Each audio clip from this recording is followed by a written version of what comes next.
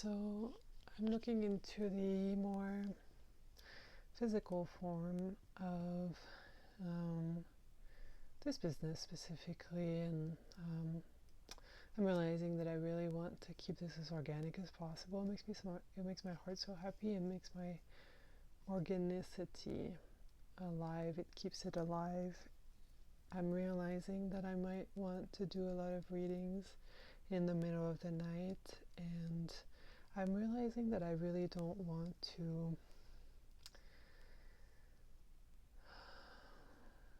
make it pretty and beautiful in the way that we usually see on YouTube or social media, and to just keep it very organic, because that's what I like. I miss the days when you could just look up something on YouTube and it was just like a normal person, like a real human being.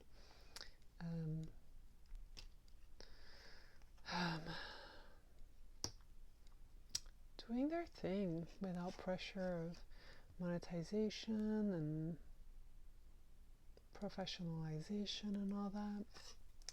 And I kind of want to be a guardian of that older tradition, even if it means going back in time. It resonates more for me.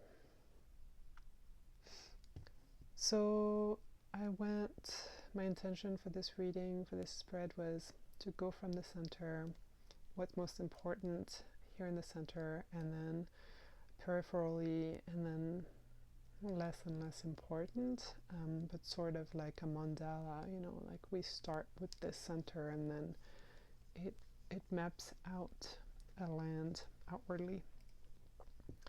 And so the Page of Wand here I see it's really fascinating. I see that it's off center in this tree, that supports the Page of Wand, and then the Page of Wand is like floating in the air, and that somehow the tree is holding it. So I love trees, they're my advisors, and so I feel like to follow the organicity of nature and specifically the guidance of trees in this business will be supportive, and that it's okay that we're not necessarily with our feet planted in the ground. Like I feel like there's this pressure to be grounded in the earth, and when we're celestial beings,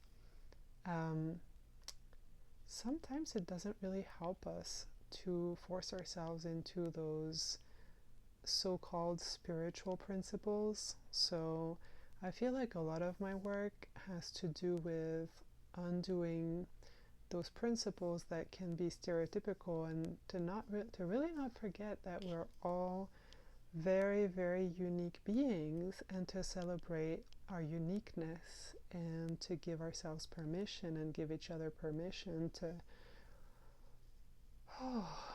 just follow our bliss, really specifically. There's really specific bits and pieces that we find along the way, and we tend to put them back into a box, because what is going to happen if we follow all the bits and pieces that are out of whack according to the mainstream? We're gonna get lost in a desert so far that we won't be able to come back home.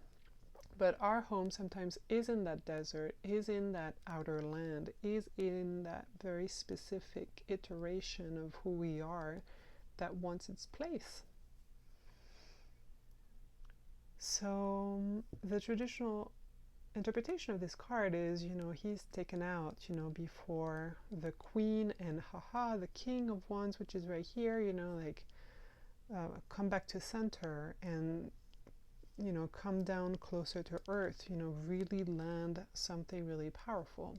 And so I'm seeing that, the landing of something powerful here is less important than the celestialness, than, he is basically in the part of the card that describes the cosmic here in the background, not in the earth. But still, we're held by a mysterious support system that is already on earth. So the trees, the structures of businesses that we don't even need to worry about, this guy is having a ball. He's being held by the whole universe there, represented by the tree, but the tree is just one part of that gigantic universe, and he mirrors the cosmos, you know, he blends with it, he merges with it, he is the cosmos basically. So I love that so much. It gives me so much hope that even if I'm so soul oriented and soul based, this is still helpful. And just hearing the message from me in the context of a video that is, the whole point is to share these gifts with people. And so if it helps a person feel more at home in who they are, I mean, what a blessing, you know. I have accomplished my mission, you know. It's really beautiful. So yeah, so this has a place too, you know, the centeredness and the decisiveness and knowing ourselves and knowing that we want to give form to our business also has a place. But we don't need to pressure ourselves. We don't need to put the elder, the old experienced part of me or of us center stage all the time. And I want to go this way. And then collaboration, this is a card of collaboration. So